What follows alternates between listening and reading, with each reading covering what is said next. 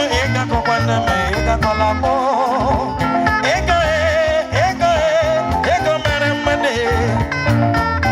Chineke nyekwanu m Igbo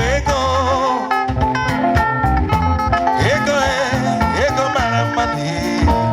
ega kokwana me mana boro na me love nwa ega kokwana me mana nara mi empalaka o Chief Anthony Ajitwa Ebu President Jaino Ohanese ndị Igbo onye ga-adịlị mma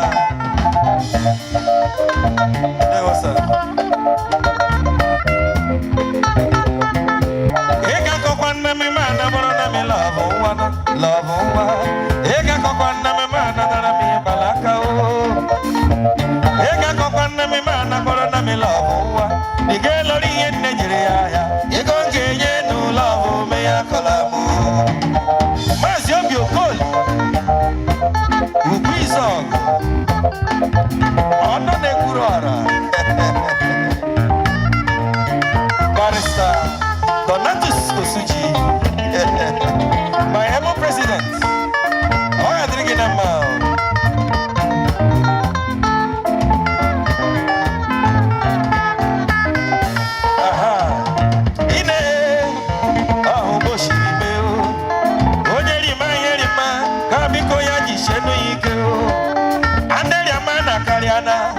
Ande soche bakariana no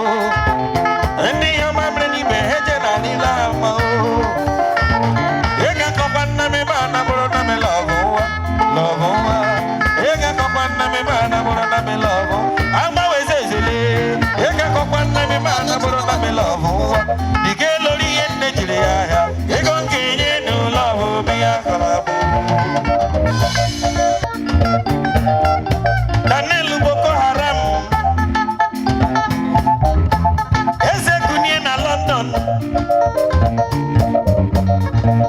Wakamare ma biakene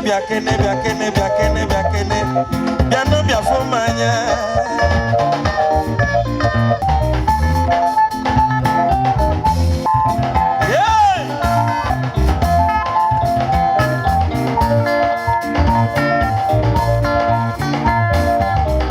Awena biano wayo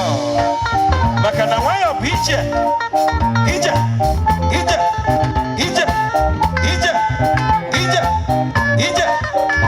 Fadale emela munja Suto muwe lezo manya ho Iga manda emela munja Madama confession Fadale emela munja Fadale emela munja Suto muwe nile lezo chamanya na ho Iga manda emela munja Madama confession let's go Fadale Yemela munjo Uche Fadale Yemela munjo Suso muwe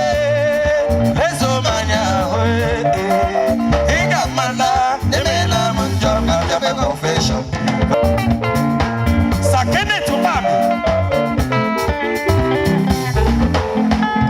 Ezio imunje mono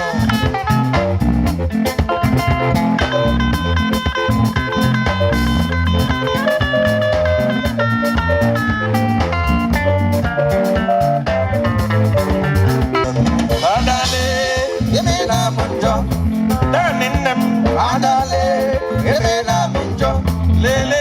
Tutuabuwe, Lezo Manyawe, Unamala, Shemela Munjo, Madame Confession. I worship Mayor Anambachu, Imana Chine Kemena Gimaye, Wanya Mano, Asama Wanyama,